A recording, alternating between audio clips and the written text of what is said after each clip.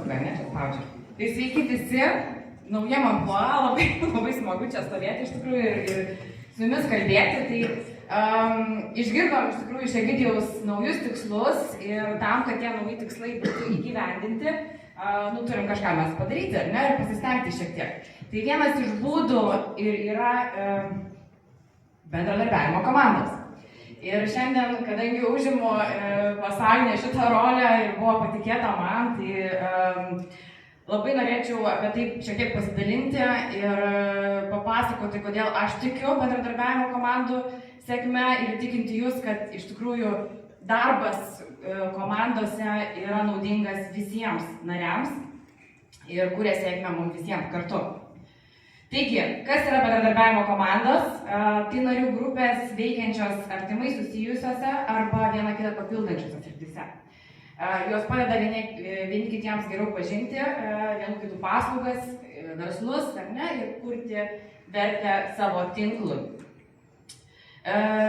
Nauda mums visiems, ar ne, tai pirmiausias dalykas yra daugiau kokybiškų rekomendacijų. Komandos nariai geriau supranta vieni kitų verslus, vienų kitų paslaugas, todėl gali teikti tikslingesnės ir vertingesnės rekomendacijas. Sukuriamas nuolatinis rekomendacijų srautas tarp susijusių verslų, ar ne? Tai pavyzdžiui, nekilnojamo turto, brokerio, teisininko, finansų konsultanto, ar ne? Ir lygiai taip pat kitose verslo srityse. Stipresni verslo ryšiai, reguliarus bendravimas padeda kurti pasitikėjimų grįstus santykius, kurie virsta ilgalaikiu bendradarbiavimu. Kuo mes daugiau vienas kitą pažįstam, tuo dažniau renkamės įvairiausius ir inicijuojam įvairius partnerystės projektus. Bendri pasiūlymai klientams, paslaugų paketai galbūt kažkokie tai. Tai lygiai taip pat gali gimti bendradarbiavimo komandose ir tai yra terpė inicijuoti ir šias idėjas įgyvendinti. Gilesnis rinkos supratimas, vėlgi labai svarbi dalis. Kodėl? Dėl to, kad mes dalindamėsi savo patirtimi, savo žinojimu apie tam tikrą rinką, apie konkrečią sferą, mes lygiai taip pat edukuojam ir savo kolegas ir kartu daug labiau suprantam tiek pačią rinką, tiek klientų poreikius, ar ne, tiek veiklos iššūkius.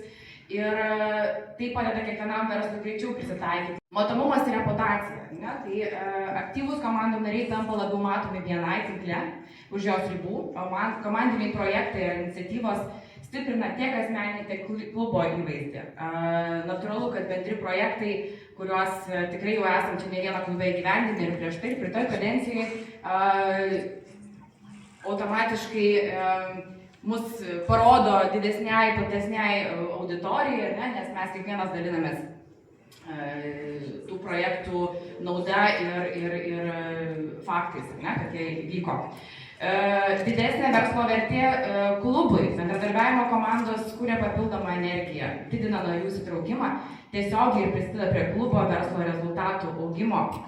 Labai svarbus momentas, kaip vyksta bendradarbiavimo komandų susitikimai ir tam, kad susitikimai būtų sėkmingi ir komandos veiktų sėkmingai, labai svarbu turėti struktūras, ar ne, tai turi būti reguliarumas, vis dėlto ne tik, kad mes susitinkam tik vieną kartą ir paskui pamirštam, reguliarumas turi būti ar tai kartą į mėnesį, ar tai kas 4-6 savaitės ir turi būti tęstinumas šitų susitikimų. Aiškus tikslas, kiekvienas susitikimas turi turėti savo tikslą, konkrečią temą ir tam tikrų bendrų iššūkių ir sinergijų aptarimą.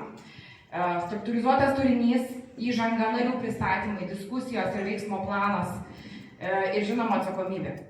Mes nepaisant to, kad praeinam visus ar net tinklus, mes turim sekančiam susitikime lygiai taip pat sugrįžti, kas mums pavyko, kas nepavyko, kurioje vietoj mes galim pasitobulinti, kurioje vietoj mes galim geresnį rezultatą pasiekti. Ne? Tai lygiai irgi labai svarbi susitikimų dalis.